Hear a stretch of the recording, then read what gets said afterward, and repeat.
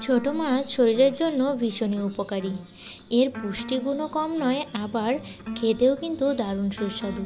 নমস্কার বন্ধুরা, জয়ের রান্নাঘরে সবাইকে আমন্ত্রণ জানিয়ে আজ আপনাদের সাথে শেয়ার করব কলা পাতায় এই ঝুড়ো মাছের চচ্চড়ি। এর ভিতরে কিন্তু চেলা মাছ, পুঁটি মাছ আরও অনেক ধরনের মাছ রয়েছে, যাকে আমরা বাংলা কথায় ঝুড়ো মাছ বলি। এবার এই মাছগুলোকে ভালো করে কেটে ধুয়ে নিয়ে আমি এর ভিতরে একে একে দিয়ে দিলাম আলু কুচি, পেঁয়াজ কুচি। আমি এখানে পেঁয়াজ রসুন বেটে না দিয়ে এরকম কুচি করেই দিয়ে দিলাম, আর এই কুচি করে দিলেই বেশি মজা লাগে। এবার আমি সাদা সরিষা আর কাঁচা লঙ্কা বাটা দিয়ে দিলাম, আর সাথে দিলাম জিরা বাটা, ধনিয়া বাটা। আপনারা অবশ্যই কিন্তু পেঁয়াজ রসুনটা এরকম কুচি করেই দিবেন, তাহলে দেখবেন বেশি মজা লাগবে এটা খেতে। এবার পরিমাণ মতো লবণ, হলুদ আর দিয়ে দিলাম শুকনো লঙ্কার গুঁড়ো। শুকনো লঙ্কার গুঁড়ো খুবই কম পরিমাণে দিলাম, কারণ আমি আগেই কাঁচা লঙ্কা বেটে নিয়েছি। এবার দিয়ে দেব পরিমাণ মতো তেল। এবার এই সবগুলো উপকরণ খুব ভালো করে মাখিয়ে নেব। মাখিয়ে নিয়ে আমি 10 মিনিটের মতো রেখে দেব, তাহলে মশলাগুলো খুব ভালো করে মাছের ভিতর ঢুকে যাবে। এবার একটা প্যান নিয়ে আমি এর উপরে একটা কলা পাতা এভাবে দিয়ে তার উপরে আরেকটা কলা পাতা দিলাম।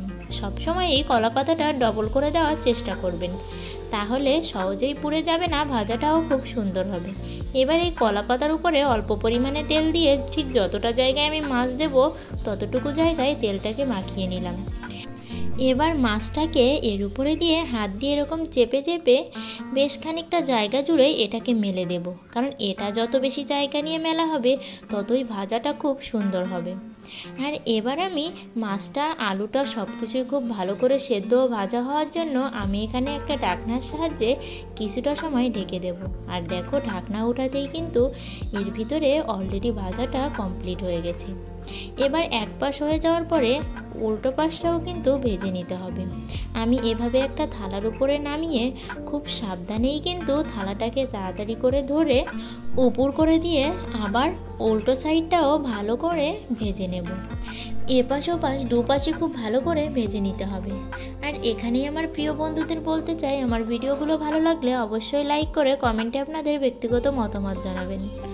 আর আমার চ্যানেলটি সাবস্ক্রাইব করে পাশের ঘন্টাটি বাজিয়ে অল অপশানে সেট দিয়ে রাখবেন, তাহলে আমি যখনই নতুন ভিডিও আপলোড করব আপনাদের কাছে আগেই নোটিফিকেশান চলে যাবে। ঠিক ওই পাশটাও যেমনভাবে ভেজেছিলাম এই পাশটাও তেমনভাবেই খানিকটা সময় ভেজে নেব। দেখুন, এখানে কিন্তু কতটা সুন্দর ভাজা হয়েছে দেখলেই বুঝতে পারছেন। আর মাঝের অংশটাতে একটু জালটা বেশি লাগে, তাই হালকা একটু কিন্তু পুড়ে পুড়ে গিয়েছিল, তবে খারাপ কিন্তু একদমই হয়নি।